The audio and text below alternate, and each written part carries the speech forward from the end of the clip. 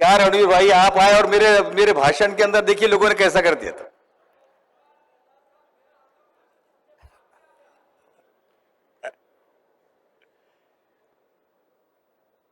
Thank you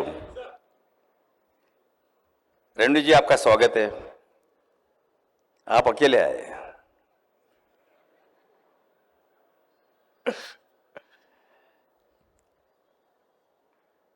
तर दूर मेळघाट आदिवासी मध्ये काम करणारे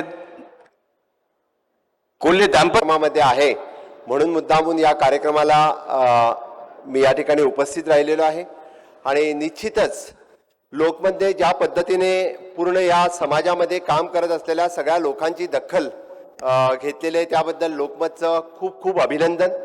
लोकमत ज्या पद्धतीने म्हणजे समाजातील विविध घटकांचं कामाची दखल सातत्याने घेत असतोय। डॉक्टर असून दे, समाजामध्ये उद्योजक असून दे आणि समाजामध्ये काम करत असलेल्या वेगवेगळ्या लोकांची सातत्याने दखल त्याने घेतलेली आहे। महाराष्ट्रातील असेल किंवा गोव्यामध्येही अशाच पद्धतीचे वेगवेगळे कार्यक्रम ते सातत्याने करत आहे। मी आजच्या या कार्यक्रमाला खास करून त्याने मला या ठिकाणी बोलवलंय त्याबद्दल विजयबाबू दर्डा आणि लोकमतच्या टीमचं मी खास करून अभिनंदन करेल, आभार व्यक्त करेन। आणि यापुढे गोव्यामध्येही अशाच पद्धतीचे कार्यक्रम त्याने घ्यावे। समाजामध्ये काम करत असलेल्या गोमंतक राज्यामध्ये पण या ठिकाणी काम करत असलेल्या सगळ्या लोकांची दखल घ्यावी आणि त्यांनी पुरस्कार द्यावे अशी मी विनंती करेन। आणि परत एकदा लोकमतचं कार्य जे महाराष्ट्रात आणि गोव्यामध्ये सुरू आहे त्या कार्यासाठी त्यांची खूप खूप शुभेच्छा। लोकमतच्या पेपरसाठी जशी गोव्यात आणि महाराष्ट्रात ही चांगल्या पद्धतीने त्यांच्या या कार्यासाठी शुभेच्छा। आणि आपला जास्त वेळ न घेता परत एकदा मी या कार्यक्रम आणि या अवॉर्ड घेण्यासाठी या ठिकाणी आलेल्या सगळ्या लोकांचं खूप खूप अभिनंदन करतो आणि माझे 2 शब्द संपवतो। जय हिंद, जय Bharat.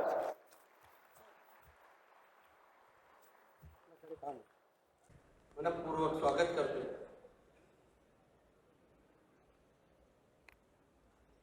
Lokmat Maharashtrian of the year.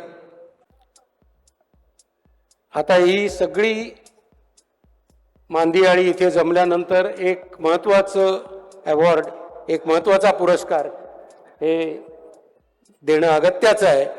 आणि ती कॅटेगरी आहे इम्पॅक्टफुल पॉलिटिशियन। आता हे सगळे इथे उभे राहिल्यानंतर आणखी एक कोणीतरी राहिलेलं आहे की जो इम्पॅक्टफुल आहे। तर इम्पॅक्टफुल पॉलिटिशियन अशी एक कॅटेगरी होती आणि या सर्व मान्यवरांनी त्या कॅटेगरीतल्या विजेत्याला ते देणं अपेक्षित आहे। मी सरळ नाव घेणार नाही, पण मी तुम्हाला क्लू देतो, आधी क्लू देतो मग नाव जाहीर करतो। हा माणूस म्हणजे संघर्ष हा त्याचा आत्मा आहे। बघा, लोकांना कळलं।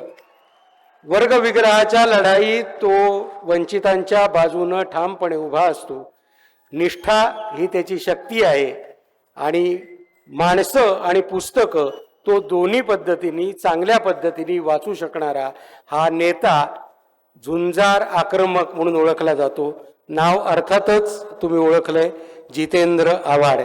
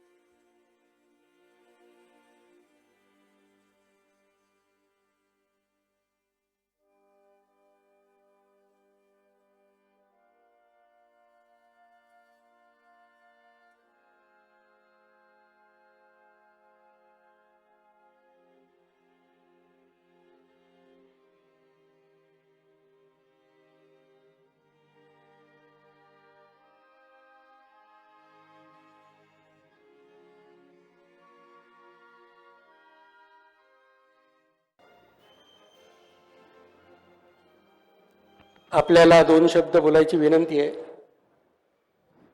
खरं तर हा जो काय अवॉर्ड आहे हा मिळाला आहे याचं मला खूप आश्चर्य वाटतंय. कारण का सत्तेत असताना आणि सत्तेत नसताना, सत्तेत असताना मिळतं पण सत्तेत नसताना लोकमतनी माझा विचार केला, दखल घेतली, याबद्दल एंटायर लोकमत ग्रुप म्हणजे ऋषी, करण, देवेंद्र, विजयबाबू या सगळ्यांचे मनापासून आभार मानतो. आणि राजन बाबू राहिले, राजन बाबू आमचे जुने मित्र आहेत. हा पुरस्कार मी ज्या माणसाने मला इथपर्यंत पोचवलं, एका चाळीत राहणाऱ्या चाळकऱ्याला गृहनिर्माण मंत्री केलं, त्या शरद पवारांना अर्पण करतो. तसेच ज्या मतदारसंघाने मला विधानसभेत पोहोचवलं त्या मतदारसंघातील सर्व मतदारांचे आभार मानतो. अर्थात माझ्या घरच्यांचेही आभार मानतो. पण त्याचबरोबर की ज्याच्यासाठी हा इम्पॅक्टफुल अवॉर्ड मिळाला ते माझं गृहनिर्माण खातं, ज्याचे मंत्री आता माननीय देवेंद्र फडणवीस जी आहेत, मी त्या कर्मचाऱ्यांचे, त्या अधिकाऱ्यांचे न विसरता आभार मानतो की ह्या 2.5 वर्षाच्या काळामध्ये त्यांनी खूप चांगले निर्णय घेतले, खूप चांगले निर्णय घ्यायला मदत केली. आणि मला आनंद या गोष्टीचा आहे देवेंद्रजी की नुकतीच आपण एक बैठक घेतली माढामध्ये आणि एकीकडे सगळीकडे स्थगिती राज्य चालू असताना माझ्या 52 प्रोजेक्ट्सपैकी एकाही प्रोजेक्टला आपण स्थगिती दिली नाहीत. ही माझ्या दृष्टीने कौतुकास्पद बाब आहे. त्याबद्दल मी आपले मनापासून आभार मानतो. परत एकदा लोकमत ग्रुपचे मनापासून आभार मानतो. आपण जशी पाठीवर थाप मारत राहाल तसा माणूस मोठा होत जातो, पसरत जातो. लोकमत जसं पसरलं म्हणजे यवतमाळमधनं निघालेलं लोकमत नागपूरला गेलं, नागपूरपासून जळगावला गेलं, जळगावपासून औरंगाबादला गेलं, औरंगाबादवरनं पुण्याला आलं. आज महाराष्ट्रामध्ये सर्वाधिक वाचलं जाणारं लोकपत्र कुठलं असेल तर ते लोकमत आहे आणि त्यांच्या वतीने हा पुरस्कार दिला जातोय.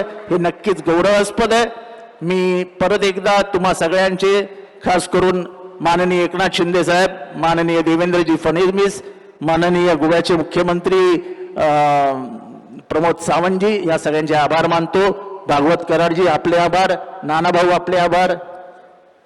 Thank you very much.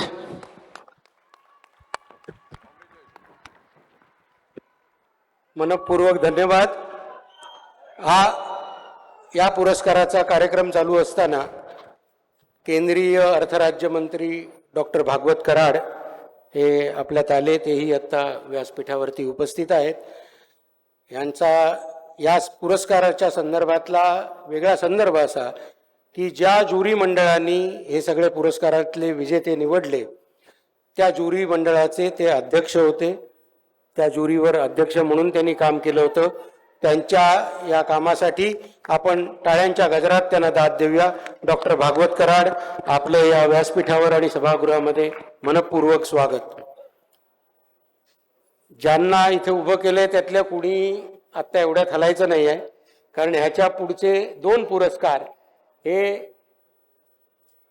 चंदेरी सर, याच्या पुढचे 2 पुरस्कार हे चंदेरी दुनियेशी संबंधित आहेत आणि तुम्हालाही प्रतीक्षा असेल की कोण आहेत हे. आणि पहिली कॅटेगरी आहे actress, and the award goes to fast growing actress who gave ultimate glamour to simplicity.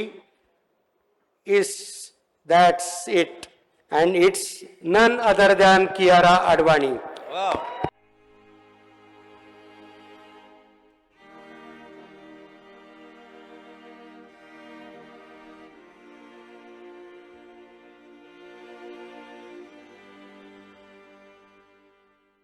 तक तो पहचान ही लिया होगा. देश की हार्ट थ्रॉब सुश्री कियारा आडवाणी जी, प्रतिभावान अभिनेत्री जिनके अंदाज और अदाकारी की गल्ला हो गई मशहूर.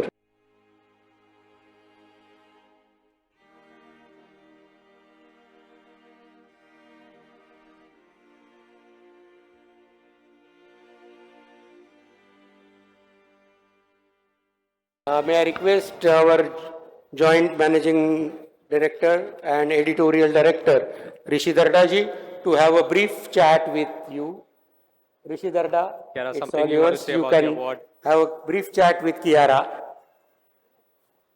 Thank you so much. This is a huge honor to be receiving this award from our Honorable Chief Minister, Sir Eknath Shinde, and Honorable Deputy Chief Minister, Sir Devendra Fadnavis, and all the wonderful people on stage. Thank you, sir, for honoring me with this award. I'm going to try and say a few lines in Marathi. Firstly, thank you, Lokmat. या पुरस्कारासाठी मी आपले मनापासून खूप आभारी आहेत. मुंबई मेरा घर है, मैं यहीं पे पली बढ़ी हूँ. So to win this award and to be receiving this award by Lokmat for Maharashtrian of the Year for a film very close to my heart, Sher Shah, is a huge honor. It's very special, and it's all thanks to the wonderful audience. Thank you for your support, your love. I'm eternally grateful for this. Thank you. Thank you. So, Kiara, two quick questions. आपने Maharashtrian role आप करने वाले हैं Govinda number 1 में. आपने इसके पहले Punjabi role KIA हुआ है, आपने दिल्ली गर्ल का रोल किया हुआ है, और अब आप एक मुंबई की मराठी गर्ल का आप रोल प्ले करने वाले हैं. तो उसकी प्रैक्टिस किस तरीके से की? आई एम श्योर लोकमत आप पढ़ ही रहे होंगे, लेकिन अदरवाइज ये प्रैक्टिस कैसे की? मुंबईची मुलगी हूँ तो I think I have been surrounded by a lot of Maharashtrians. मेरे अपने टीम में all be it my entire team, we have a lot of Maharashtrians. So sitting with them, chatting with them, उन्हीं के संग बैठ के उनके conversations में एक हिस्सा बन के, I think that's what helped me. और स्कूल में मराठी कंपल्सरी थी, at least till the 5th standard.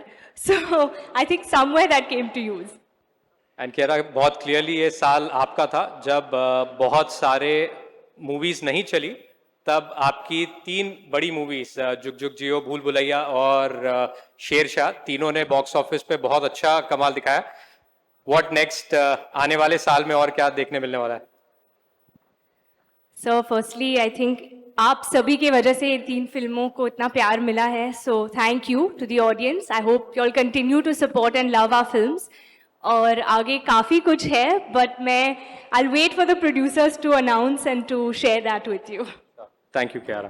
Kiara, one question. जी सर. अगर आपको किसी पॉलिटिकल पार्टी को ज्वाइन करने के लिए कहा गया है, तो आप इनकी पार्टी ज्वाइन करेंगे या इनकी पार्टी ज्वाइन करेंगे?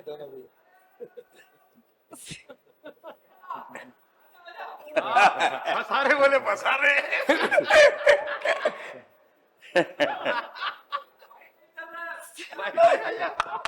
So I'm better as an actress, sir. माफ कीजिए, मैं अभिनेत्री better हूँ. I think I will leave the experts to that. Thank you. Thank you, Kiara ji. Thank you. Now the next category is actor. बस लोगों ने पहचान लिया. कहते हैं कि बाज की नजर, चीते की चाल और इस शख्स का जलवा, इस पे कभी शक नहीं किया करते. None other than Ranveer Singh. This award goes to Ranveer Singh for the movie 83.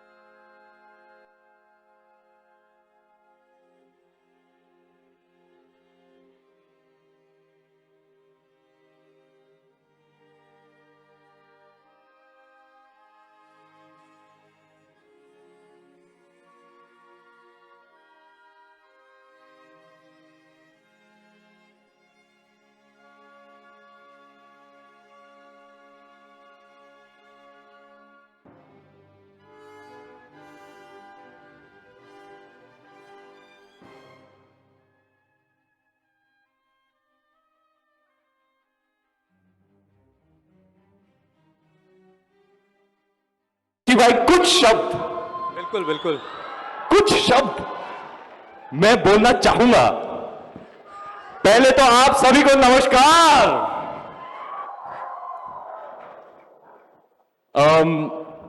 Maharashtrian of the year, मैं एक बहुत ही गर्वित महाराष्ट्रन हूं। ये मेरा जन्मस्थान है, कार्यस्थल है, जन्मभूमि, मातृभूमि, कर्मभूमि। मैं आज जो कुछ भी हूं इस महान राज्य की वजह से हूं। मेरा पूरा अस्तित्व इस राज्य से जुड़ा हुआ है और मनोरंजन के माध्यम के द्वारा मैं अपने लोगों की सेवा में हमेशा हमेशा के लिए रहूंगा। 80 साल की उम्र में भी होपफुली मैं रहूंगा। नारा जी, आज आपके मित्र और मेरे आइडल अमिताभ बच्चन का हैप्पी बर्थडे है। Happy 80th birthday to my idol mister Amitabh Bachchan, to whom I dedicate this award today। मैं बचपन से अमिताभ बच्चन बनना चाहता था, आज भी अमिताभ बच्चन बनना चाहता हूं, आगे भी जाके अमिताभ बच्चन बनना चाहूंगा। कि मतलब 80 की उम्र में भी लगे हैं, बस एक्टिंग कर रहे हैं। I feel extremely honored. Sometimes I wonder, has the work that I have done made me worthy to stand on this stage with such illustrious gentlemen? Thank you, Darda Sahab. Thank you, Rishi Bhai. Dev ji, Shinde ji, Sawant ji, it's wonderful to see you. Always feel energized when I meet these gentlemen. Full of energy and dynamism and doing such great work for the state of Maharashtra. A round of applause for our fine leaders.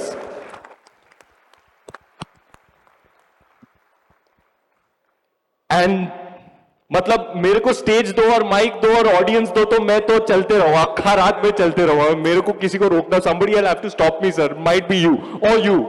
But before that, please, I cannot ignore the fact that this is perhaps the first and very rare instance that I share the stage with one of the titans of acting, a colossus in the craft of acting. Ladies and gentlemen, a thundering round of applause for a generational talent, a once in a lifetime artist, the one and only Mr. Nana Patekar. I bow down to you, sir. Sir, Maine formal training acting में मेरी बहुत limited थी। आपको देख के मैंने जो सीखा है ना sir, मैं देख के भी नहीं सीख पाता हूं। मैं जो आप करते हैं सिर्फ आप कर पाते हैं सर, और कोई नहीं। You are one of a kind sir and a once in a life time artist. I have nothing but the utmost love and respect for you, sir, and it's a huge honor for me to even be standing on the same stage as you. Thank you, sir. Thank you for your contribution to the arts and to Hindi cinema. Ranveer ji sir, आपको ये award Amitabh Bachchan बनने के लिए भी दिया है और 1983 movie के लिए भी दिया है। और जिन्होंने देखी है फिल्म उनको आज भी याद है, आप जब तिरंगा लहराते हो लॉर्ड्स पे तो रोंगटे खड़े हो जाते हैं। आज हम वही अनुभव यहाँ लेना चाहते हैं। So try colour is the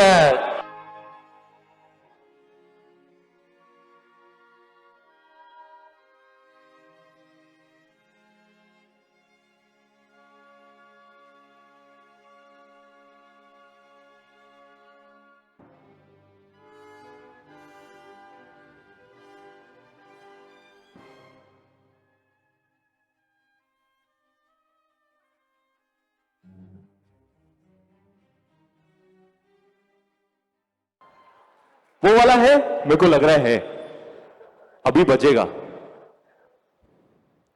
Ashish sir नमस्कार।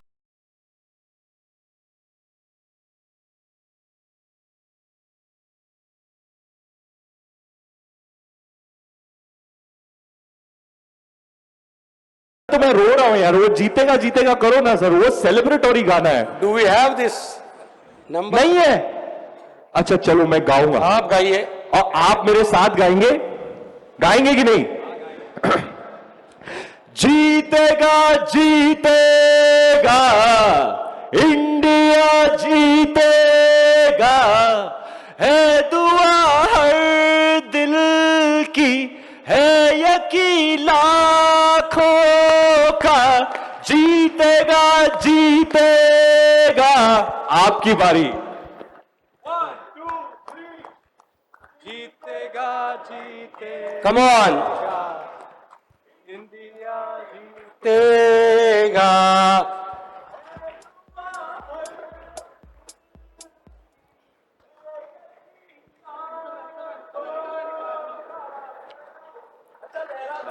this is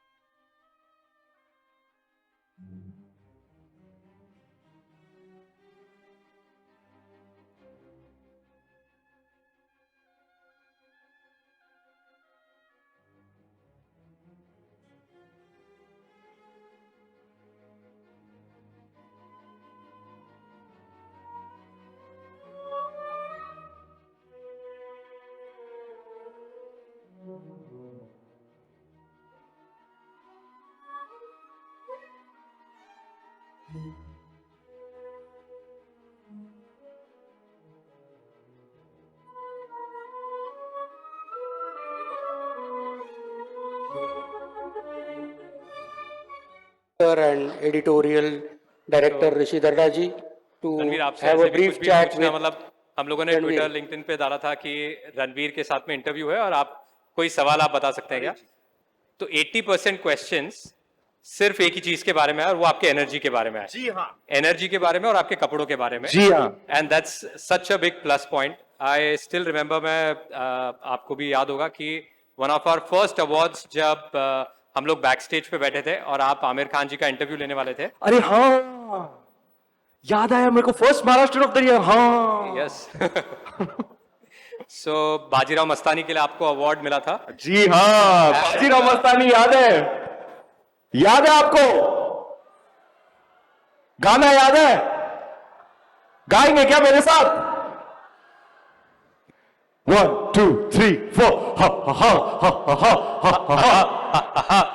हा। ये हुई ना बात। अरे बजने दे धड़क धड़क ढोल ताश धड़क धड़क भंडारा छिड़क छिड़क मल्हारी कड़क तड़क भड़क झाली चटक मटक वटक झाली दुश्मन की देखो जो वाट लावली। हा हा हा। सर मैं आपके भी गाने का आपका इतना बड़ा फैन हूं, मेरे को आपके सब गाने याद है। क्रांतिवीर वाला मेरा फेवरेट। क्रांतिवीर पिक्चर की थी, आपने याद है सर? क्रांतिवीर, क्रांतिवीर पिक्चर सर। मुझे भूलना अच्छा लगता है।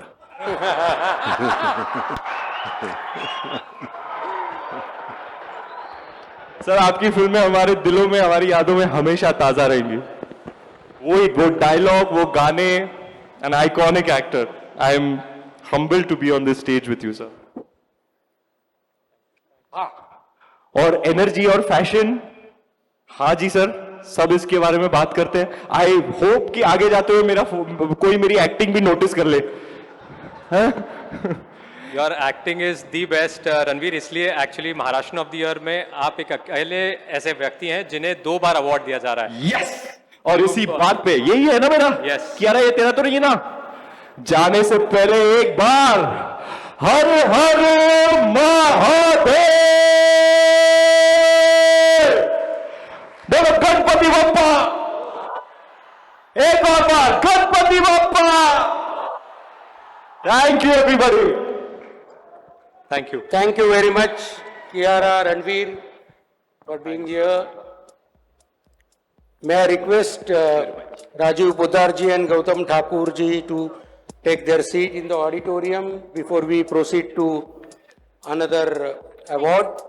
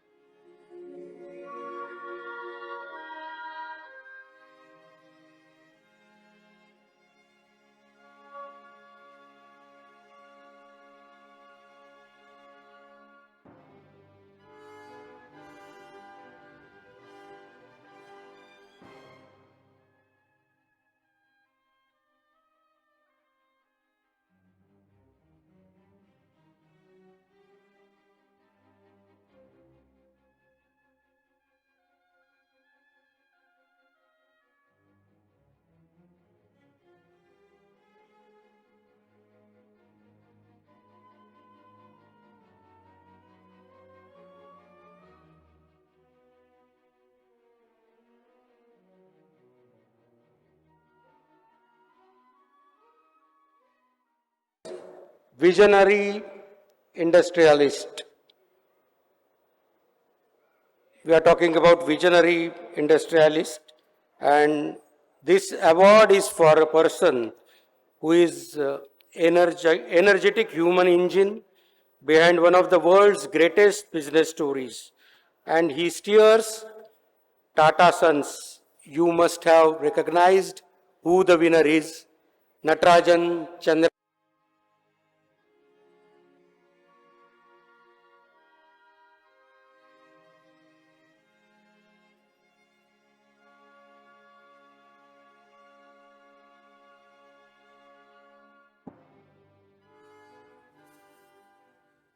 Thank you, sir.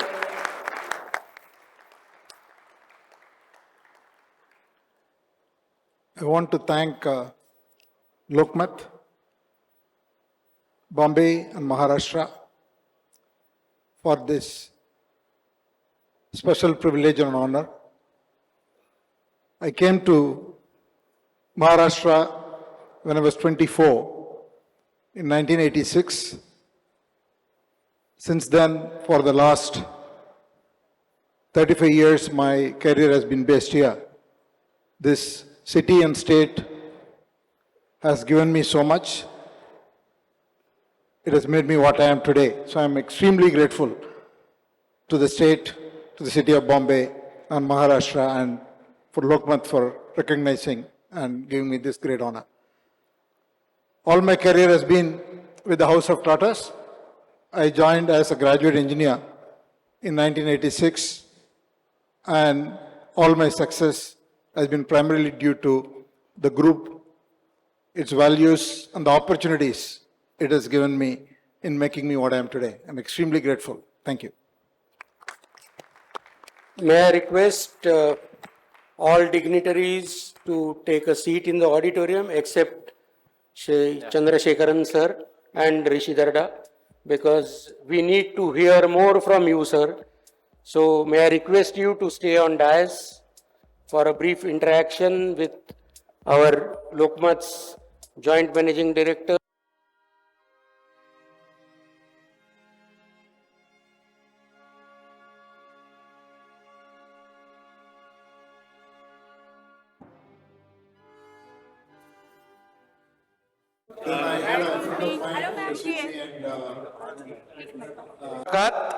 Requesting everyone here to retweet or tweet and participate in the celebration. Let's take this trend to #1 in India. Remember, hashtag Mahamulakat. We are at #4, you dignitaries. आपण आता कार्यक्रमाच्या अखेरच्या टप्प्यावरती आहोत. तर मला विनंती करायची आहे की सारस्वत बँकेचे चेअरमन गौतम ठाकूर, गोव्याचे मुख्यमंत्री प्रमोद सावंतजी, चे लोकमत मीडिया प्रायव्हेट लिमिटेडचे चेअरमन विजय दर्डाजी, आपण व्यासपीठावर यावं अशी विनंती आहे.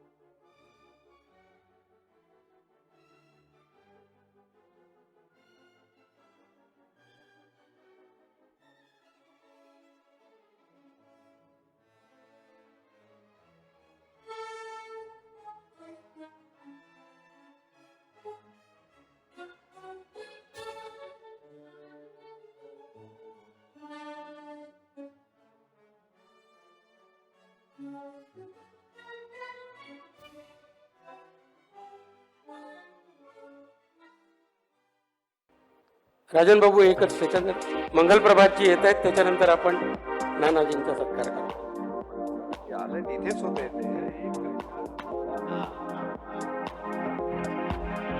मगाशी ज्या ज्या व्यक्तीचा आपण सत्कार केला त्यांचं वर्णन काय करतात, तर नट असूनही नाटकीपणाचा लवलेशही नसलेला माणूस, नट असूनही नाटकीपणाचा लवलेशही नसणारा माणूस, आवाजातून हुकूमत गाजवणारा माणूस आणि डोळ्यातून प्रेम व्यक्त करणारा माणूस, त्या नाना पाटेकरांचा सत्कार आपण आज लोकमत महाराष्ट्रीयन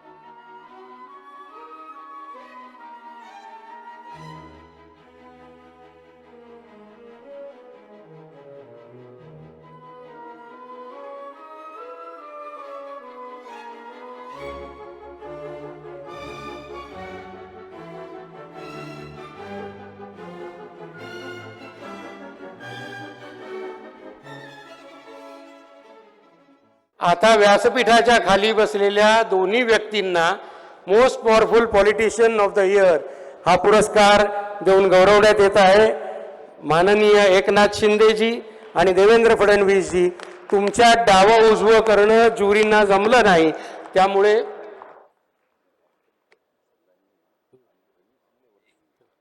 रणवीर सिंह जी आप भी आ जाइए, सब पावरफुल है.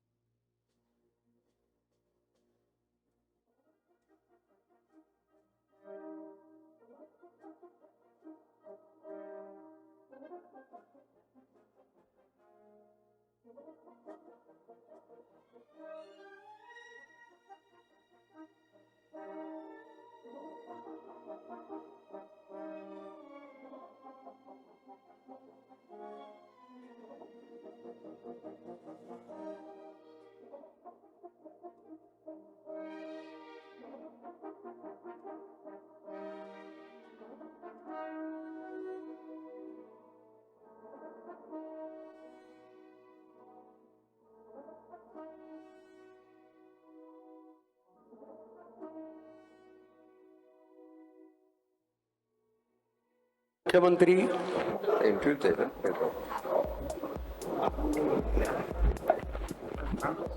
आम्ही आता जाऊ शकतो. मुख्यमंत्री महोदय, उपमुख्यमंत्री महोदय, विजयबाबू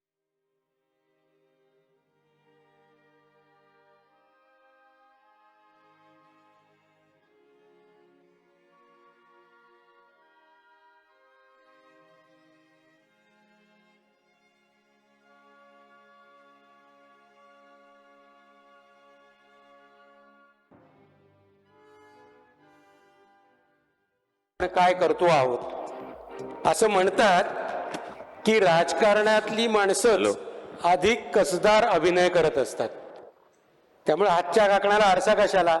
एका बाजूला मुख्यमंत्री, उपमुख्यमंत्री देवेंद्र फडणवीसजी आणि एकनाथ शिंदेजी बसलेले आहेत आणि दुसरीकडे पत्रकार म्हणून आणि या संबंध राजकारणाचा अनुभव असलेले लोकमतचे चेअरमन विजयबाबू दर्डा आहेत आणि राजकीय नेत्यांची Lokmat Maharashtrian of the year 2022 साठीची एक खास मुलाखत घ्यावी. धन्यवाद. मी सर्व अगोदर आपल्या सर्वांना विनंती करतो की स्टेज समोर सर्वांनी बसून घ्यायचं आणि पत्रकार बंधूंना सुद्धा आपण एकदा क्लिक केल्यानंतर आपण सुद्धा बसून जा. आणि मी परत एकदा विनंती करतो कोणी यामध्ये उभं राहू नये मधात. सर्वांना विनंती आहे आपण आपल्या आपल्या ठिकाणी बसून जा. धन्यवाद.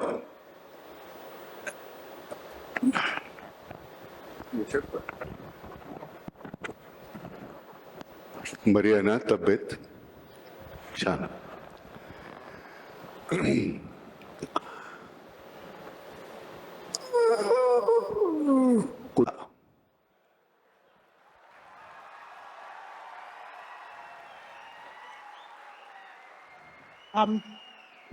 आमची किंमत तुमच्या भरोशावर ठरते. तुमची किंमत कमी झाली तर आमची कशी राहील? नाही नाही, मुळामध्ये हे बोलण्यापुरतं झालं. म्हणजे एकदा मत दिल्यानंतर 5 वर्ष आम्ही खिसगणतीत नसतो का? कारण मला असं वाटतं की आणि एक गैरसमज टाळा. कुठल्याही पद्धतीनं कोणाला काहीतरी अडचणीत पकडणं किंवा टाळ्या मिळवणं त्याच्यासाठी नाही. एक जनसामान्य म्हणून मनामध्ये आलेले प्रश्न आहेत ते की एक कुठेतरी मॅन्डेट आहे तुम्हाला दिलेलं, आम्ही एक मत आहे, माझ्या मनामध्ये असतं काहीतरी एक मतदार म्हणून तुम्ही या गोष्टी कराव्यात. तुम्हाला दोघांना दिलं, उद्धवना तुम्हाला दिलं, शरदरावांना आणि तुम्हाला दिलं, कोणालाही. तर ते तुम्ही जर केलं नाही तर आम्ही काय करायचं तेवढं सांगा. 5 वर्षानंतर आम्ही करायचं ते करूच, पण त्याच्या आधी आम्ही काय करायचं?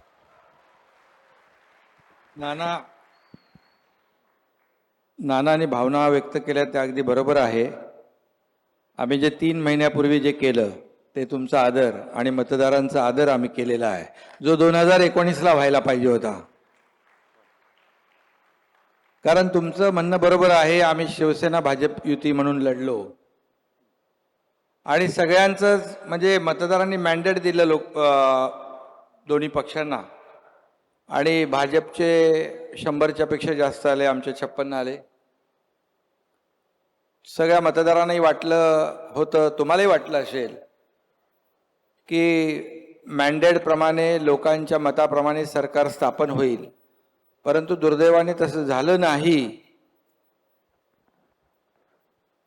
पण ते आम्ही केलं 3 महिन्यापूर्वी.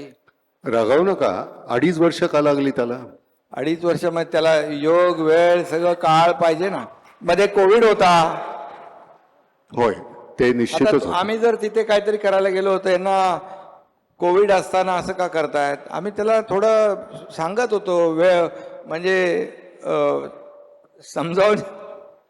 प्रयत्न चर्चा सुरू चालल्या होता होत्या. प्रयत्न सुरू होता पण आम्हाला यश आलं नाही म्हणून आम्ही मग ते तुमच्या मतांचा आदर 3 महिन्यापूर्वी केलेला आहे. आणि नाना, कोविड होता आणि सरकार फेसबुक लाईव्हवर तर बनवता येत नाही, त्यामुळे जसा कोविड संपला आम्ही एकत्रित आलो आणि फिजिकल सरकार तयार केलं. काय असतं फडणवीस साहेब, एक बार्टर सिस्टीम होती आपल्याकडे, 12 बलुतेदार होते ज्यावेळी, की आम्ही तुम्हाला हे देऊ मग त्याच्या बदल्यात तुम्ही आम्हाला हे द्या. मतदार म्हणून आम्ही म्हणतो की आम्ही मत देऊ. लग्नपत्रिका छापल्यानंतर कोणतरी दुसरीच लग्नाला मुलगी उभी, नवरा मुलगा दुसरा, आणि मग आम्ही आमचा आहेर वाया जातो. आम्ही आहेर द्यायचा कोणाला, आम्ही कोणाला तरी दिलेला आणि तो कुठल्या तरी कोणाच्या तरी घरामध्ये जातो, त्याचं वाईट वाटतं. त्यामुळे काय आहे, ही बार्टर सिस्टीम खरंच छान होती की आमच्याकडे एक अर्धकुशल कारागीर, मी त्याच्या बदल्यामध्ये त्यांना धान्य दिलं तर आमच्या घरातल्या सगळ्यांची हजामत करायचा वर्षभर. पण ती जी पद्धत होती, तर आता ती जी पद्धत आहे आम्ही मतदार म्हणून आम्ही करत असताना, आणि हे अतिशय मनापासून आतून वाटतं ते सगळं म्हणतोय. आणि खरं सांगतो एकनाथराव, गंमत अशी झालेली आहे, राष्ट्रवादी वेगळा पक्ष, काँग्रेस वेगळा पक्ष, मनसे वेगळा पक्ष, समाजवादी वेगळा, बीजेपी वेगळा, सगळे वेगवेगळे पक्ष. त्यावेळी आम्हाला कधी काही वाटलं नाही. शिवसेना वेगळा. शिवसेना ही विभागली गेल्यानंतर आमची घरं पण विभागली गेलेली आहेत. माझे वडील किंवा माझी भावंड किंवा माझी मुलं याच्यामध्ये 2 गट पडलेत. तर ही भांडणं ही तिथपर्यंत गेलेली आहेत. हे तुमच्या पुरतं मर्यादित नाही राहिलेलं, ते हे इतकं असं वाढत गेलंय. त्याचं काय करायचं आम्ही?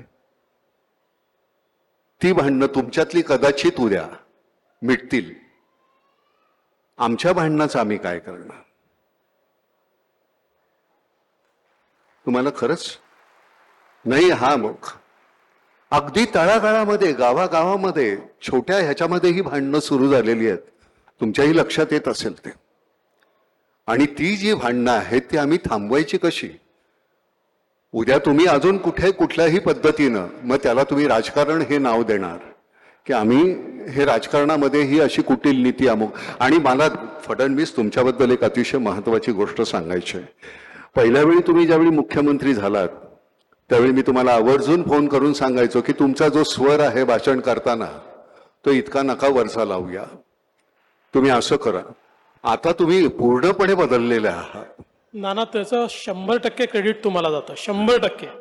आणि मला सगळ्यांना सांगायचं आहे आणि जाहीरपणे सांगायचं आहे की माझ्या प्रत्येक विधानसभेतल्या भाषणानंतर नानांचा रात्री फोन यायचा, अरे बाबा किती जोराने बोलतो,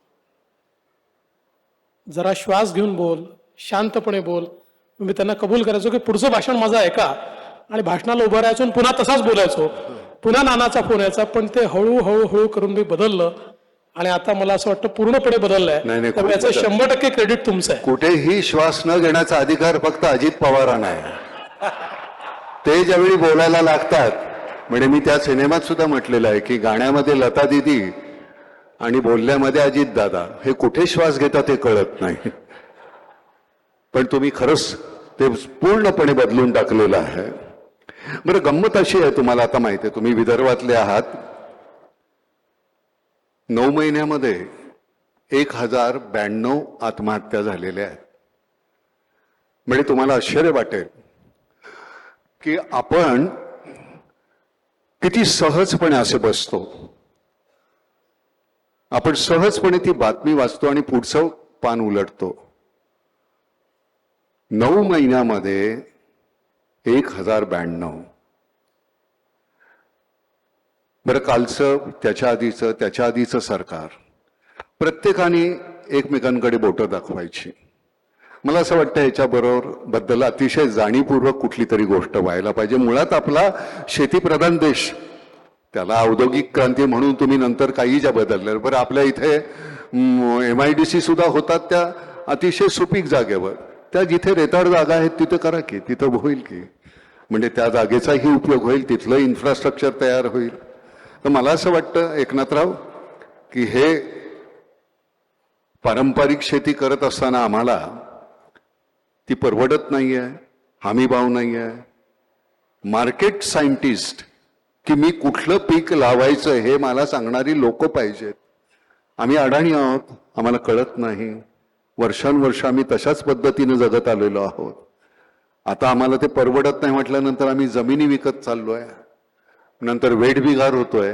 तर ह्या संदर्भामध्ये थोडासा जर का तुम्ही नाही, आम्ही नाना आपण आल्या आल्या सरकार आपलं झाल्या झाल्या आम्ही शेतकऱ्यांच्याच पूर्णपणे आत्महत्या कमी नाही झाल्याच, व्हायलाच नको यासाठी मोठ्या प्रमाणावर जे म्हणजे मोठ्या योजना, काल पण आम्ही परवाच्या कॅबिनेटमध्ये जवळपास 11,000 कोटीची योजना ज्या आहेत त्याला मंजुरी दिली. म्हणजे जवळपास 2 लाख हेक्टर जमीन ओलिताखाली येईल.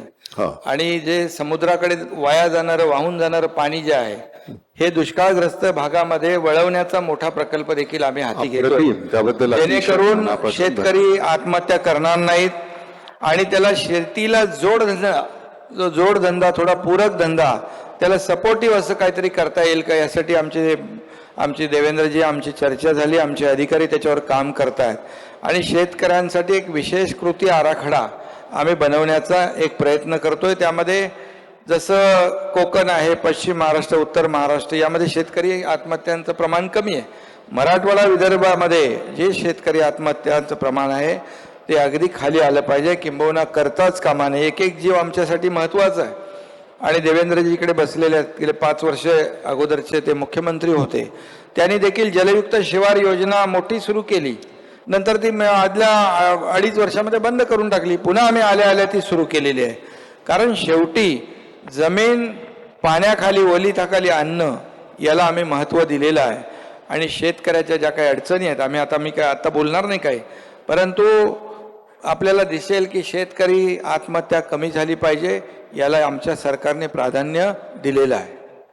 आणि नाना याच्यामध्ये एकच जोड देतो की मुख्यमंत्री मोदयांनी अतिशय करेक्ट सांगितलं. तुम्ही बघा, जिथे सिंचन आहे तिथे आत्महत्या नाही, आणि जिथे सिंचन नाही तिथेच आत्महत्या आहे. आणि म्हणून हा सगळा दुष्काळी पट्टा जो आहे याचा दुष्काळ नष्ट करण्याकरता पहिला प्रयोग आपण जलयुक्त शिवारचा केला. जलयुक्त शिवारमुळे 39 लाख हेक्टर जमीन ही रबीच्या पिकाखाली आली. त्यामुळे त्याला 2 पिकं, या सगळ्या दुष्काळी पट्ट्यात तो एक पीक घ्यायचा आणि ते पीक नष्ट झालं की त्याच्याजवळ काहीच उरायचं नाही, म्हणजे खायला देखील उरायचं नाही. आणि म्हणून आता जवळजवळ 27 TMC पाणी थांबलं. रबीचं आपलं क्षेत्र 39 लाख हेक्टरनी वाढलं.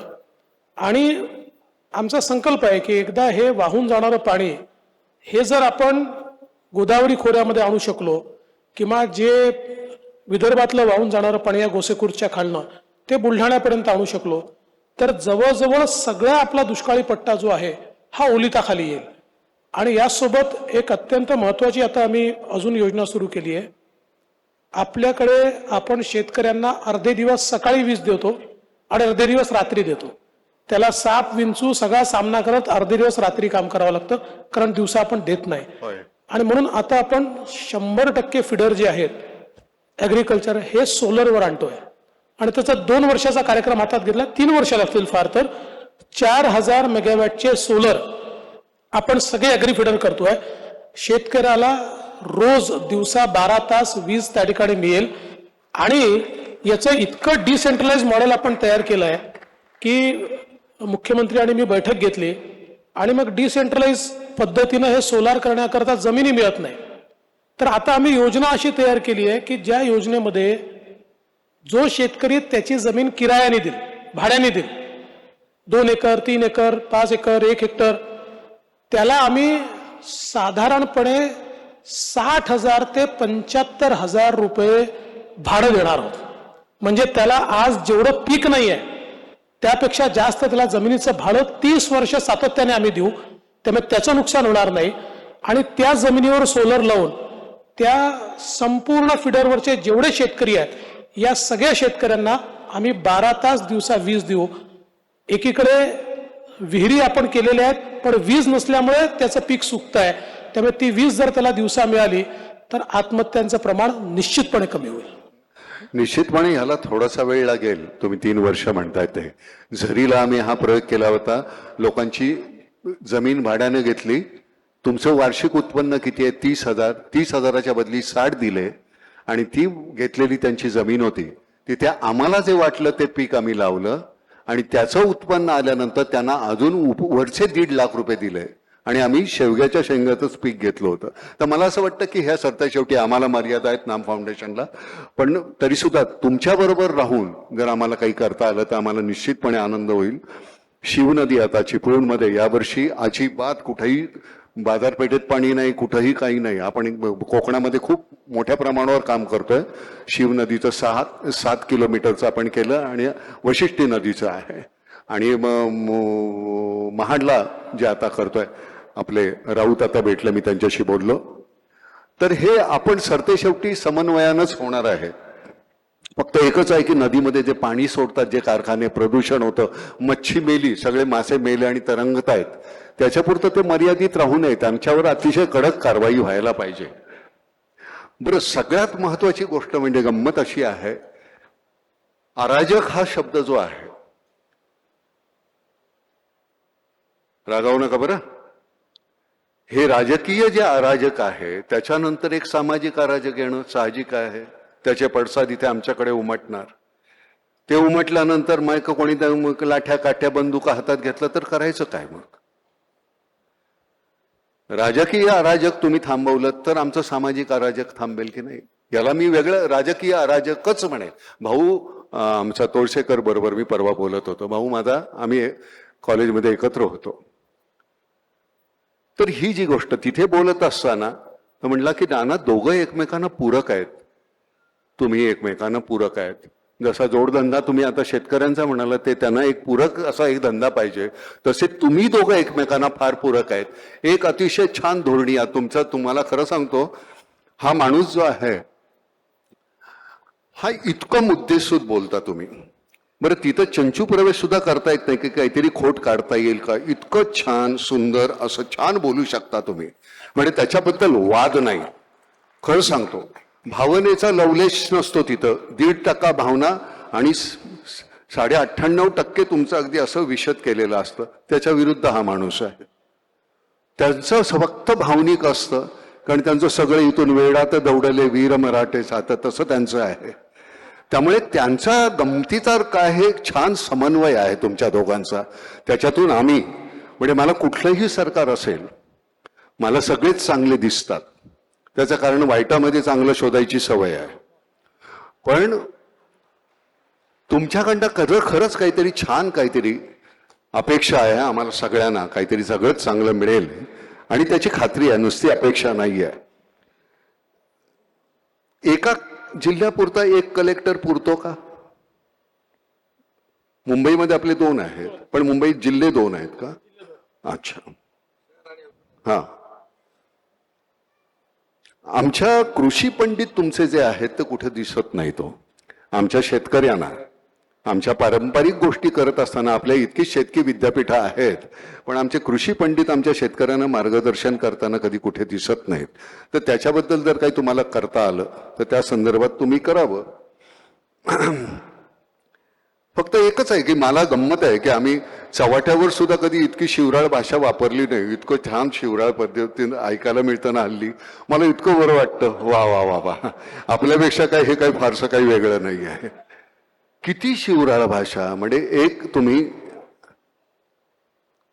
मला असं वाटतं की मी ज्यावेळी बोलतो त्यावेळी माझा शब्दप्रयोग जे आहेत, मी कुठल्या शब्दाचं नियोजन करतो त्याच्यात माझी संस्कृती दिसते, संस्कार दिसतात. तर ते वापरत असताना गलिच्छातला गलिच्छ शब्द मी किती वापरू शकतो, तर त्याची एक परिसीमा असते, ती तेवढी आपल्याला सांभाळायला हवी. ती नाही सांभाळली तर आम्ही आमच्या नवीन मुलांसमोर, शाळेतल्या कॉलेजमधल्या मुलांसमोर कुठले आदर्श ठेवणार आहोत? त्याच्यावर काही तुम्ही नियम, नीती नियम काही आहेत का? आम्ही तर, माझ्याकडून तर तुम्हाला कधी ऐकायला आलं नसेल. मला ते बोलताच येत नाही पातळी सोडून. नाही नाही, तुमच्याबद्दल नाही, मी एकूणच बोलतोय. मी एकूणच म्हणतोय, फडणवीस साहेब, की त्याला एक साधनसूचिता, आम्ही रस्त्यावर एखादी गोष्ट चुकीची केली की तुम्ही आम्हाला शिक्षा घडवता, सिग्नल तोडला, अमुक केलं तमुक केलं, तुम्ही काय केलं तर आम्ही तुमच्याबद्दल काय करायचं.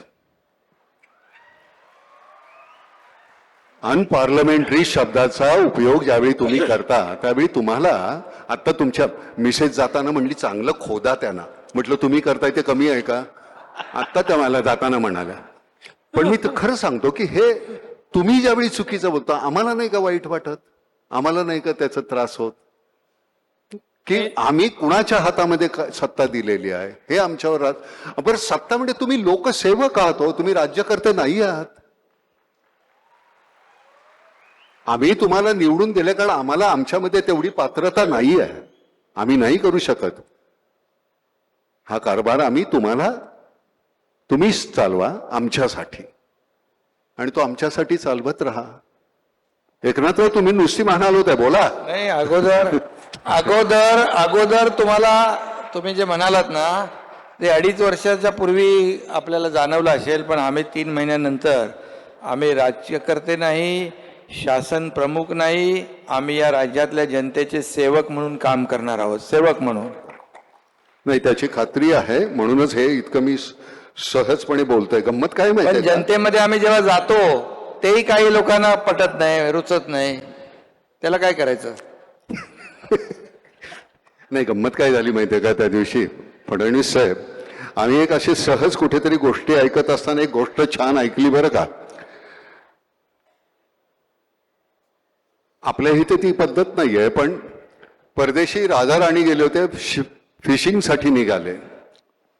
आपल्याकडे ती पद्धत नाहीये आणि फिशिंगला निघाले असताना रस्त्यामध्ये एक गाढवावर बसून एक कोळी चालला होता, खांद्यावर गळ होता. राजाने विचारलं, काय रे मच्छी पकडायला का? तो म्हणला, नाही महाराज, आज मच्छी पकडायला जाणार नाहीये, वादळ आहे, खूप मोठा पाऊस येणार आहे. म्हटलं, मूर्ख माणसा, मी माझ्याकडे खूप पगार देऊन हवामान तज्ज्ञ ठेवलेला आहे.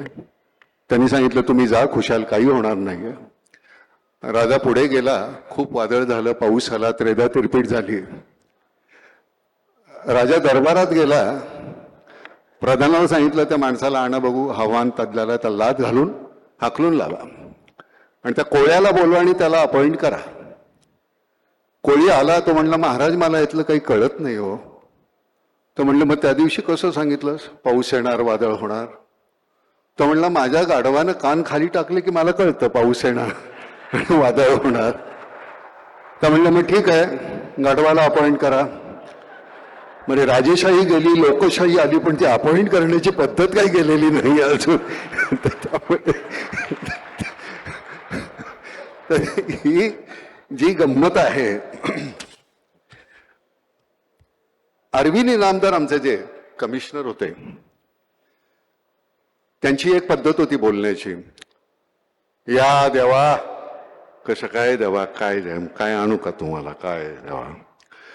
त्यांच्याशी बोलताना एक दिवस ते म्हणाले, ना मला काही कळत नाही, आमच्या पोलीस खात्यातल्या लोकांना, काही मंडळी ना, सगळ्यांना नाही, पण ते का पैसे खावेसे वाटतात. अहो आम्हाला जेवढा पगार मिळतो का नाही तो खर्च होत नाही हो.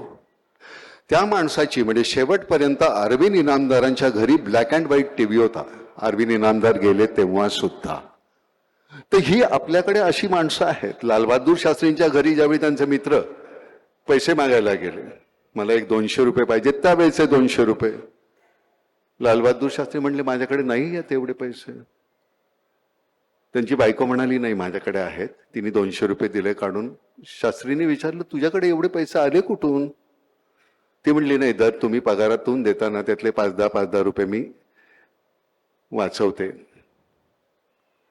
त्यांनी गव्हर्नमेंटला पत्र लिहिलं की मला ह्याच्या पुढे माझा 10 रुपये पगार कमी करा.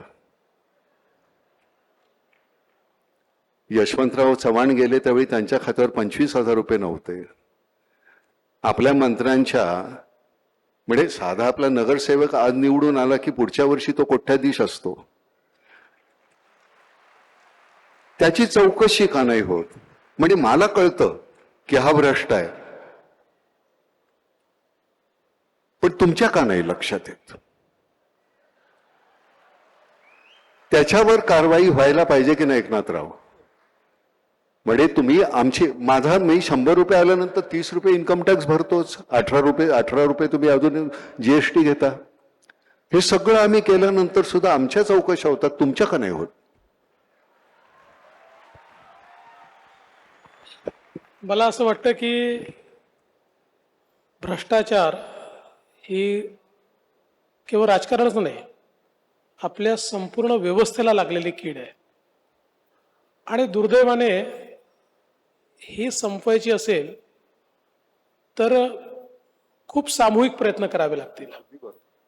याचं कारण असं आहे की आपण बघा, भ्रष्टाचाराकरता जेलमध्ये जाऊन आलेले, अनेक प्रकरणांमध्ये अडकलेले असे लोक थम्पिंग मेजॉरिटीने निवडून येतात. त्यांना लोक वारंवार निवडून पाठवतात आणि मग त्यातनं समाजामध्ये भ्रष्टाचाराबद्दल कुठलाही तिरस्कार तयार होत नाही. जोपर्यंत समाज चांगल्याला चांगलं म्हणणार नाही आणि वाईटाला वाईट म्हणणार नाही, तोपर्यंत ही परिस्थिती बदलणार देखील नाही. आणि म्हणून मला असं वाटतं की एक सामूहिक प्रयत्न आपल्या सगळ्यांना करावा लागेल. उदाहरणार्थ अनेक वेळा आम्हाला लोक विचारतात की का हो तुम्ही इतके गुन्हे आणि कसं त्यांना तुम्ही तिकीट देता. तर आम्हाला त्याला सांगावं लागतं की बाबा त्याच्यावर गुन्हे आहेत, पण तोच निवडून येतो आणि दुसऱ्याला मी खूप चांगला, साळसूत, सुंदर, स्वच्छ, टिकाऊ, त्याला उभं केलं, डिपॉझिट चाललंय त्याचं. त्यामुळे राजकीय नेते केवळ हे बदलू शकत नाही, समाजाला बदलावं लागेल. आणि केवळ समाजावर टाकूनही चालणार नाही, राजकीय नेत्यांना देखील हे परिवर्तन झालं पाहिजे असं वाटावं लागेल. मला असं वाटतं की मोदीजी आल्यानंतर काही प्रमाणात हे सुरू झालंय, याला वेळ लागेल, कीड लागली आहे, पण हळूहळू ही कीड आपण दूर करू. कीटकनाशक तयार होत आहे, ते कीटकनाशक हळूहळू ही कीड नक्की दूर करेल असा मला विश्वास आहे. धन्यवाद मलक. बाकी आपण सगळ्या विषयावर बोलतच असतो नेहमी. फॅमिली प्लॅनिंग ह्या विषयावर आपण कधीच बोलणार नाही का? 135 करोड व्हायला आले, जमीन तेवढीच, सोर्सेस तेवढेच. उद्या माझ्याकडे काही नसेल आणि तुम्ही खात असाल तर मी ओरबाडून घेणार. ही जर लोकसंख्या सीमित असेल तर ह्या गोष्टी टाळता येतील. तर हा अतिशय जाणीवपूर्वक घेण्याचा, जसं आपण काश्मीरमधले निर्णय घेतले तसा हा एक निर्णय घ्यायला नको का? मला असं वाटतं घेतला पाहिजे, हा गरजेचा आहे. केवळ आपल्याला चीनच्या पद्धतीने नाही, आपल्या भारतीय पद्धतीने हा निर्णय करावा लागेल. आपण काही प्रमाणात लोकांना जास्त मुलं होणं हे इन्सेंटिव्हाइज केलं आहे, पण त्यापेक्षा अधिक करावं लागेल. याचं कारण ज्या वेगानं लोकसंख्या वाढते आणि विशेषतः जे लोक लोकसंख्येवर कंट्रोल ठेवत आहेत ते हळूहळू मूर्ख ठरतील, कारण त्यांची संख्या कमी होत जाईल आणि मग लोकशाहीमध्ये कमी संख्येवाल्याला कोणी विचारत नाही. आणि म्हणून कुठेतरी ही सक्ती आणावीच लागेल. लोकसंख्या नियंत्रित करण्याकरता सगळ्यांना सक्ती ही करावीच लागेल. ती करत असताना एवढंच भान आपल्याला ठेवावं लागेल की लोकसंख्येची जी रचना आहे ती रचना देखील, म्हणजे ज्याला आपण आपले डेमोग्राफी म्हणतो, ही चेंज होणार नाही, ही एकतर्फी होणार नाही. जे चीनला आज जो प्रश्न निर्माण झाला की चीननी पहिल्यांदा वन और नन अशा प्रकारची पॉलिसी आणली, त्या पॉलिसीमुळे आज चीनने प्रगती खूप केली आहे, पण त्याच्यासमोर प्रश्न असा आहे की आता त्यांच्याकडे याच्या पुढे वर्किंग क्लास नाही आहे. आता अवलंबून असलेले लोक अधिक आहेत आणि त्यांच्याकरता जे काम करू शकतील असे लोक कमी आहेत. त्यांच्या लोकसंख्येची जी रचना आहे त्या रचनेमध्ये आता एक अशा प्रकारचं स्थित्यंतर आलं आहे. त्यामुळे ग्रॅज्युअली गेलं पाहिजे, पण सर्टनली गेलं पाहिजे. आणि उद्याला हे काही मी कुठल्या माझ्या पक्षाचं मत वगैरे मांडत नाही, वैयक्तिक मला जर कोणी विचारलं की लोकसंख्या नियंत्रणाकरता कायदा आणला पाहिजे का, तर मी म्हणेन आणला पाहिजे. धन्यवाद. समान नागरी कायदा यायला हवा का? प्रत्येकाला एकच कायदा. हे समान नागरी कायदा आपल्या संविधानाने डायरेक्टिव्ह प्रिन्सिपल ऑफ स्टेट पॉलिसीमध्ये सगळ्या राज्यांवर जबाबदारीच टाकली आहे, संविधानानेच टाकली आहे समान नागरी कायद्याची. तर गोव्याचे मुख्यमंत्री या ठिकाणी आहेत. गोवा सध्या एकमेव राज्य असं आहे की जिथे समान नागरी कायदा आहे, अस्तित्वात आहे. आता उत्तराखंडमध्ये देखील येतोय. काही लोक काय करतात, समान नागरी कायदा म्हटल्याबरोबर त्याचे चुकीचे अर्थ लोकांमध्ये जाऊन सांगतात. आता समान नागरी कायदा आला म्हणजे तुमचं आरक्षण जाणार आहे, मग शेड्यूल कास्टला आरक्षण मिळणार, काही संबंध नाही आहे. समान नागरी कायद्याचा अर्थ एवढाच आहे की आज आमचे सक्सेशनचे कायदे वेगळे आहेत, आमचे जन्माचे कायदे वेगळे आहेत, आमचे लग्नाचे कायदे वेगळे आहेत, सगळ्या प्रकारचे वेगळे कायदे आहेत. एक देश, एक समाज, एक कायदा, अशा प्रकारे हा समान नागरी कायदा ज्यावेळेस डॉक्टर बाबासाहेब आंबेडकरांनी संविधान लिहिलं त्यावेळेस त्यांना अपेक्षित होतं आणि म्हणूनच त्यांनी संविधानात डायरेक्टिव्ह प्रिन्सिपल ऑफ स्टेट पॉलिसीमध्ये लिहिलंय की राज्य हा प्रयत्न करेल की समान नागरी कायदा आणला पाहिजे. अजून आपण आणू शकलो नाहीये, पण आला पाहिजे आणि येईल.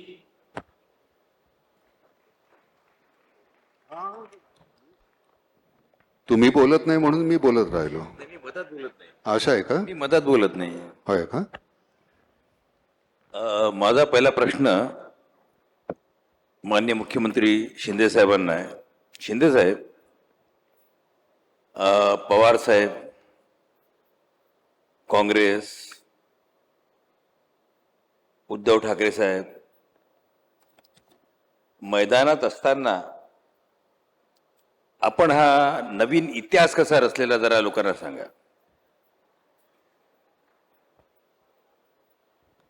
आता 3 महिन्यापूर्वी तो इतिहास घडलेला आहे. खरं म्हणजे मगाशी नाना म्हणाले की बोलता बोलता माझ्याबद्दल ते काय वेडात मराठे वीर दौडले साथ काय. खरं म्हणजे जेव्हा अगदी पाणी डोक्यावरून जातं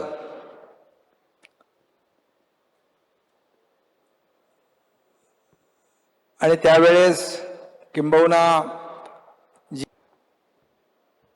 आणि जेव्हा असंगाशी संघ होतो, एक अनैसर्गिक काही गोष्टी घडतात, त्या मनाला न पटणाऱ्या असतात आणि मग त्यावेळेस तुम्ही म्हणाला ते कसं केलं. मी तसं बघायला गेलो तर एक छोटा कार्यकर्ता आहे आणि समोर फार मोठी ताकद, शक्ती, यंत्रणा सगळंच होतं. आणि कुणालाही असं जेव्हा आम्ही जे काय ते ऑपरेशन म्हणू का काय ते मिशन असेल त्याची सुरुवात जेव्हा आम्ही केली त्यावेळेस कुणालाही वाटलं नाही की यांची नैया पार होईल, नैया बुडेलच असं वाटलं होतं आमची.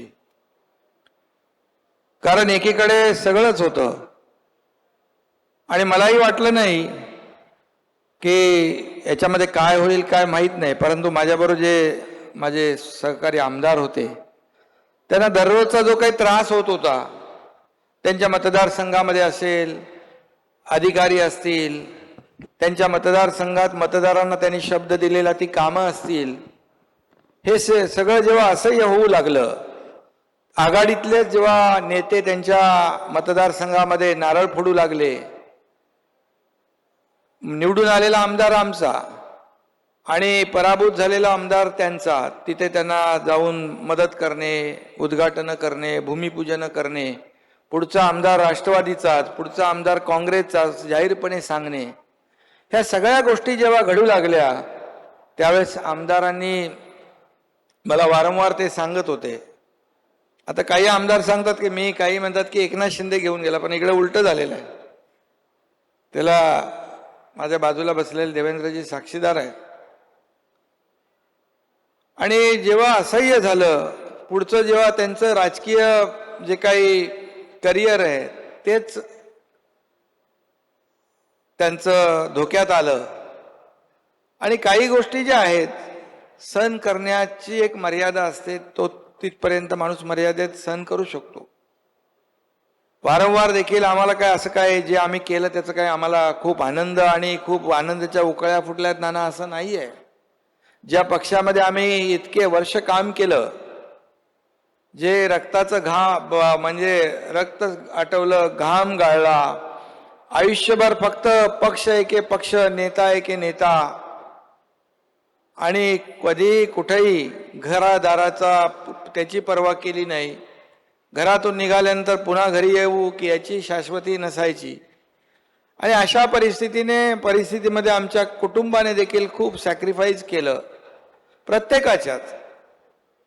आणि हे सगळं करत असताना जेव्हा असं कुठेतरी चुकीचं जेव्हा घडू लागलं, लोकशाहीमध्ये पक्षचे प्रमुख असतात, त्यांना अधिकार असतात, परंतु ते पक्ष मोठा करण्याचे अधिकार असतात. आपल्या सोबत असलेल्या सहकाऱ्यांना विश्वासात घेऊन निर्णय घेण्याचे अधिकार असतात. परंतु एखाद्या वेळेस पक्षाचं अहित होतंय, पक्षाचं नुकसान होतंय, आणि जेव्हा त्यावेळेस पक्ष वाचवण्यासाठी, पक्षाचं नुकसान वाचवण्यासाठी जेव्हा एखादं सजेशन, एखादी सूचना आणि एखादी विनंती केली तर त्याच्यामध्ये चूक काहीच नाही. आणि अशा 5 वेळा मी विनंत्या केल्या की करेक्शन झालं पाहिजे, दुरुस्ती झाली पाहिजे.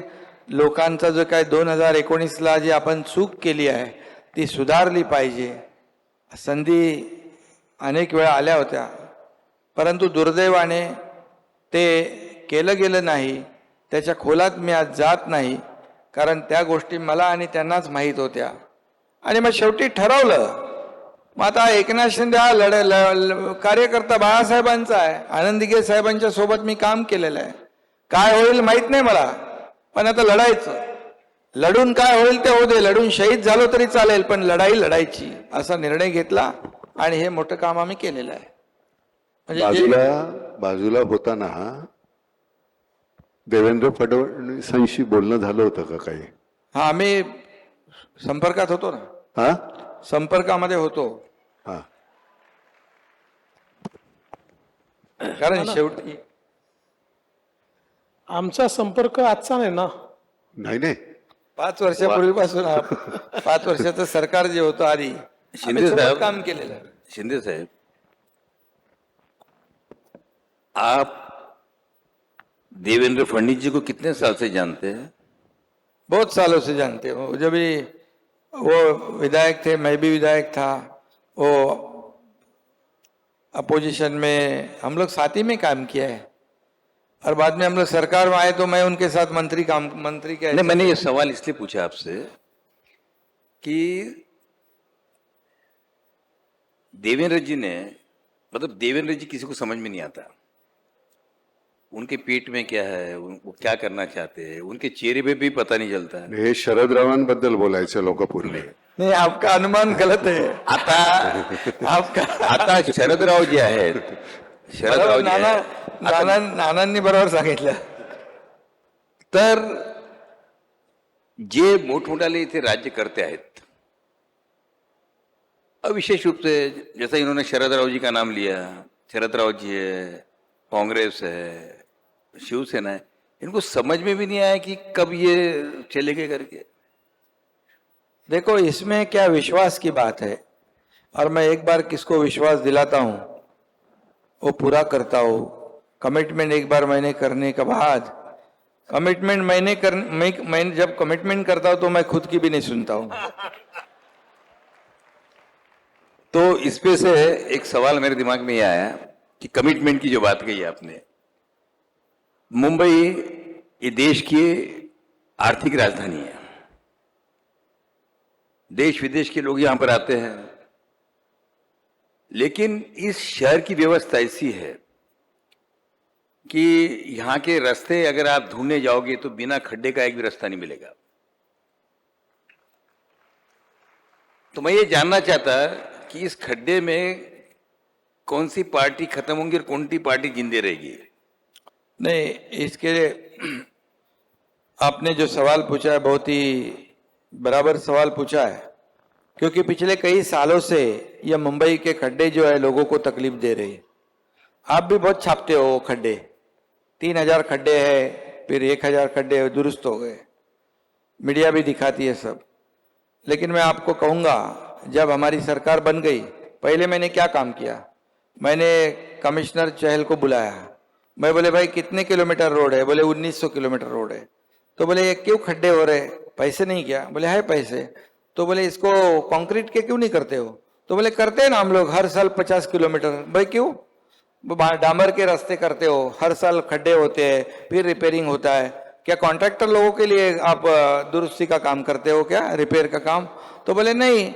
तो मैं बोला ऐसा करो, अभी आप 500 किलोमीटर के रोड कंक्रीट के ले लो। बोले कितने पैसे लगेंगे, मैं पूछा, बोले 5,500 करोड़। बोले ले सकते हैं पैसे, बोले है। तो बोले ठीक है, 450 किलोमीटर के रोड कंक्रीट के उन्होंने ले लिए, उसके टेंडर प्रोसेस भी शुरू हो गई है। और मैंने कहा फिर बाकी के रास्ते कब करोगे? बोले, मैं बोला उनको मार्च में आप बचे हुए जो रास्ते हैं, मतलब टोटल 100%, उसके भी आप टेंडर निकालो, क्या पैसे नहीं है? बोले है। तो अभी आपको बताऊंगा, अगले 2 साल में पूरे मुंबई के शहर के रास्ते आपको एक भी खड्डा नहीं दिखेगा, पूरे कंक्रीट के रोड हो जाएंगे, पूरे कंक्रीट के रोड हो जाएंगे। तो ये एक काम करना, जिनको टेंडर दे रहे हैं, जो कॉन्ट्रैक्टर है, 5 साल के लिए उनके गाज से बिक के ले लो। बिल्कुल, वो कंडीशन डाला है उनमें, वो भी कंडीशन। एक जो सीएम साहब ने बताया, आपने बहुत अच्छा सवाल पूछा। या महानगर पालिका में लोकल कॉन्ट्रैक्टर जो है वो क्वालिफाई होता था, पर एलएनटी और टाटा नहीं होते थे। अभी सीएम साहब ने एलएनटी टाटा जैसों को क्वालिफाई किया, ग्रेट, और अब वो काम करेंगे। बड़ी कंपनी काम करेगी, क्वालिटी काम करेगी और समय पे काम करेगी। शिंदे साहब, 2 सवाल है, एक सवाल आपके लिए और एक देवेंद्र जी के लिए। ये जो धनुष्य बाण जो है, ये कहाँ रहेगा? म्हणजे हा जे आपलं धनुष्य बाण ते कुठे राहील? धनुष्यबाण देखिए, मेरिट से हमारे को कोई किसी को कई बार किसी को बोलने की भी जरूरत नहीं है। मेरिट से धनुष्यबाण जो है, बाळासाहेबांची शिवसेना, आमची बाळासाहेबांची शिवसेना म्हणून काल डिक्लेअर केले। शिंदे यांची बाळासाहेबांची, हा बाळासाहेबांची, अरे शिंदे बिंदे जाऊ दे, बाळासाहेबांची शिवसेना याला महत्व आहे। आणि ते निवडणूक आयोगाने काल मान्य केलेलं आहे। आता ही पोटनिवडणूक मध्ये लागली, नाहीतर धनुष्यबाण बाळासाहेबांच्या शिवसेनेलाच मिळायला पाहिजे, मिळाला असता। याचं कारण 55 पैकी 40 आमदार हे आमच्याकडे सोबत आहेत आणि त्यांची मतांची आकडेवारी 39 लाख होते आणि 18 पैकी 12 आमदार शिवसेनेचे, 12 खासदार आमच्या सोबत आहेत, त्यांच्या मतांचे आकडे आहेत 69 लाख। म्हणजे 70% पेक्षा जास्ती मेजॉरिटी आमच्याकडे आहे। त्यामुळे बाय मेरिट धनुष्यबाण हा आम्हालाच मिळाला पाहिजे आणि तो पुढे मिळेलच। मी जे बघतोय कालपासून, अन्याय झाला, कोण गळे काढतोय, परंतु निवडणूक आयोगाने जे गोठवलं चिन्ह, त्यालाही जबाबदार विरोधी पक्षातले लोक आहेत। कारण त्यांना वारंवार संधी दिली की तुम्ही तुमचे कागदपत्र द्या, कागदपत्र द्या, कागदपत्र द्या, पण 4 वेळा वेळ वाढवून मागितली। म्हणजे तुमच्याकडे कागदपत्र डॉक्युमेंट नाहीत म्हणून तुम्ही वेळ मागितलं। आता मला काल समजलं की जे डॉक्युमेंट, जे ॲफिडेव्हिट आहेत ना, 5000 बोगस ॲफिडेव्हिट पण मिळालेले आहेत, पोलिसांनी पकडलेत ते। आणि म्हणून मेरिटवर आम्ही कुणावरही, आम्हाला कुणाचं काही नुकसान नाही करायचं, पण बाय मेरिट जे इतर अगोदर 3-4 वेळा देखील अशा प्रकारे चिन्ह फ्रीज केलेले आहेत, बरोबर ना। आणि ही पोटनिवडणूक मध्ये लागल्यामुळे ती प्रोसेस त्यांना करता आली नाही, परंतु नक्की करतील। आणि ते धनुष्यबाण जे चिन्ह आहे, कारण शेवटी लोकशाहीमध्ये मेजॉरिटीला महत्व आहे, मेजॉरिटी ज्याच्याकडे आहे त्याच्याबरोबरच ते सगळ्या निर्णय होत असतात। म्हणजे फायनली या पोटनिवडणुकीनंतर शिवसेना आणि धनुष्यबाण आपल्याकडे राहील का? आमची बाळासाहेबांची शिवसेना तर आलेलीच आहे, हो, आणि आम्ही बाळासाहेबांची शिवसेना, बाळासाहेबांचे विचार, भूमिका म्हणून आम्ही चाललोय। आता समोर कुठली कंपनी आली आहे माहीत नाही मला, पण धनुष्यबाण हा नियमानुसार आम्हाला मिळेल, कारण लोकशाहीमध्ये बहुमताला महत्त्व आहे. लोकशाहीमध्ये घटना आहे, नियम आहे, कायदा आहे. कायद्याच्या बाहेर आम्हाला काहीच नको आहे आणि आम्ही कायद्याच्या विरुद्ध कुठलंही काम केलं नाही. म्हणून तर कोर्टाने देखील जे काही निर्णय दिलेला आहे तो कायद्याप्रमाणे दिला आहे, मेजॉरिटीप्रमाणे दिला आहे. आम्ही त्याचा आदर केलेला आहे. माननीय देवेंद्र जी, सवाल ऐसा है, ये सवाल मेरे मन में रणवीर सिंह को देख के आया कि आपने जब मुख्यमंत्री थे तब कहा था कि दिन ब दिन हमारे हॉलीवुड जो है से बॉलीवुड सशक्त होते जा रहा है, टेक्नोलॉजी या सब दृष्टि से। मगर रोज ऐसी खबरें आती कि मुंबई का वर्चस्व कम होते हुए कई अलग अलग राज्यों के अंदर फिल्मों की डिमांड कर रहे लोग, उनको कंसेशन दे रहे, वन विंडो एजुकेशन अपना सुविधाएं दे रहे हैं। तो अभी भी आपको ऐसा लगता है कि मुंबई में हॉलीवुड से जबरदस्त बॉलीवुड बन जाएगा हमारा? देखिए, यूनिवर्सिटी तो कई बनी, पर ऑक्सफोर्ड और कैम्ब्रिज वही है, उसको कोई खत्म नहीं कर पाया। तो मुंबई एक नेचुरल इकोसिस्टम है, मुंबई में एक नेचुरल टैलेंट है। कुछ समय के लिए आप एक ऐसा वातावरण पैदा कर सकते हो कि भाई कभी साउथ में हो सकता है, कभी नॉर्थ में हो सकता है, लेकिन मुंबई का कोई मुकाबला नहीं है। ये ज़रूर है कि हम लोग कॉम्प्लेसेंट नहीं हो सकते। और जैसे हम लोगों ने आने के बाद तुरंत, क्योंकि जिस समय मैं मुख्यमंत्री था तो मैंने एक सिंगल विंडो तैयार की थी, और जिसमें किसी भी प्रकार की शूटिंग के लिए कहीं पर भी परमिशन के लिए जाना नहीं पड़ेगा। और कई जीआर भी निकाले थे। दुर्दैव से वो जब हमने गो लाइव की और सरकार बदली और हमारी सिंगल विंडो बंद हो गई, उसको ताला लग गया। तो अभी तुरंत एकनाथ जी ने और मैंने इस बारे में एक मीटिंग भी ली और वापस उसको शुरू करें, क्योंकि जैसे यूनिवर्सिटी, जैसे एक फिल्म सिटी की फिल्म इंडस्ट्री की एक इकोसिस्टम हमारे यहाँ, वैसे ही हमको ईज ऑफ डूइंग बिजनेस भी उसमें लाना पड़ेगा। अगर शूटिंग के लिए पुलिस स्टेशन के चक्कर मारने पड़े, अगर शूटिंग में कोई गुंडे आकर तकलीफ दे, तो इसका फायदा नहीं होगा। तो उस दृष्टि से भी हम लोग अभी काम कर रहे हैं। और दूसरा, हम लोग ये चाहते हैं कि अभी तो फिल्में जो होती है उसमें टेक्नोलॉजी का बहुत ज़्यादा उपयोग होता है, और वैसे भी महाराष्ट्र तो टेक्नोलॉजी का हब है। हमारी जो फिल्म सिटी है इसमें हम पूरी जो दुनिया की लेटेस्ट टेक्नोलॉजी है वो टेक्नोलॉजी हमारे स्टूडियोज में हम लाए, वहाँ पर हम नए सारी टेक्नोलॉजीज को वहाँ पर उपलब्ध कराए, ये भी हमारा प्लान है। तो मुझे ऐसा लगता है कि कभी कभी परिस्थितियाँ ऐसी आती है। और वैसे भी देखिए क्या होता है ना कि अगर दूसरे राज्य भी अगर मार्केटिंग करते हैं तो इससे कोई हमारी साख कम नहीं होती है।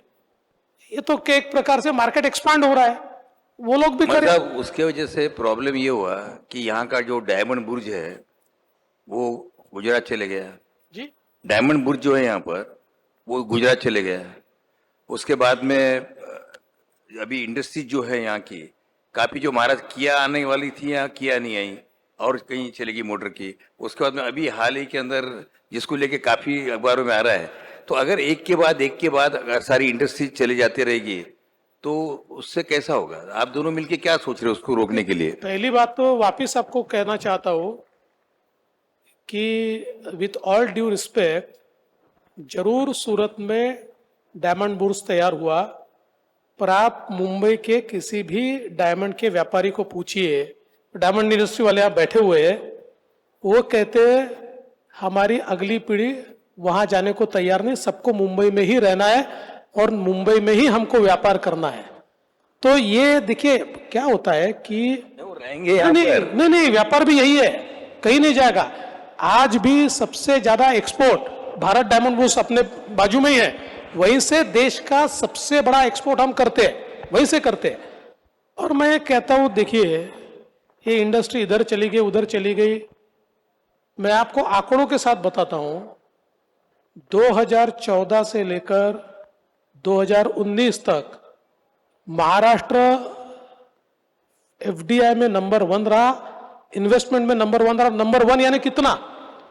तो 2 साल ऐसे है कि जिन 2 सालों में महाराष्ट्र के बाद के जो 4 स्टेट है, गुजरात, दिल्ली, कर्नाटक और तमिलनाडु, जो 4 इंडस्ट्रियल स्टेट माने जाते हैं, ये चारों की मिलकर जितनी इन्वेस्टमेंट है उससे ज्यादा इन्वेस्टमेंट महाराष्ट्र की है। तो इसलिए एक हाथ चले जाने से कोई फर्क नहीं पड़ता। और मैं आज ये बता रहा हूं, अगर कोई चला गया है तो उससे बड़ा एकनाथ शिंदे और देवेंद्र फडणवीस लाकर दिखाएंगे। बहुत बहुत धन्यवाद. आपण थांबूया नाही का?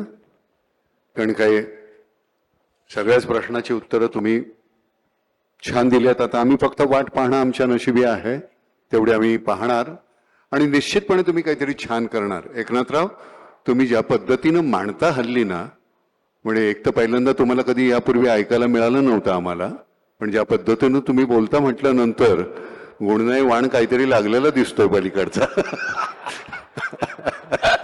नाही, काम करत राहू आपण भांडण्यापेक्षा. नाही नाही, पुन्हा एकदा तुमचं अभिनंदन. आणि तुम्ही शांतपणे इतकं सगळं ऐकत होतात त्याच्याबद्दल फार गुडी गुडी बोलायला बरं नाही वाटत. कारण काय होतंय की सरते शेवटी कधी असं बोलत नाही. नाही नाही, मी बोलत नाही असं नाही आहे. कारण खतखत ही माझी मनातली माझ्या नाही आहे, ही सगळ्या सर्वसामान्य लोकांच्या मनातली खतखत आहे जे ज्याच्याबद्दल. कारण आमच्यासाठी तुम्ही काय करताय याच्या पलीकडे सरकारकडे आम्ही दुसऱ्या दृष्टीनं पाहतच नाही.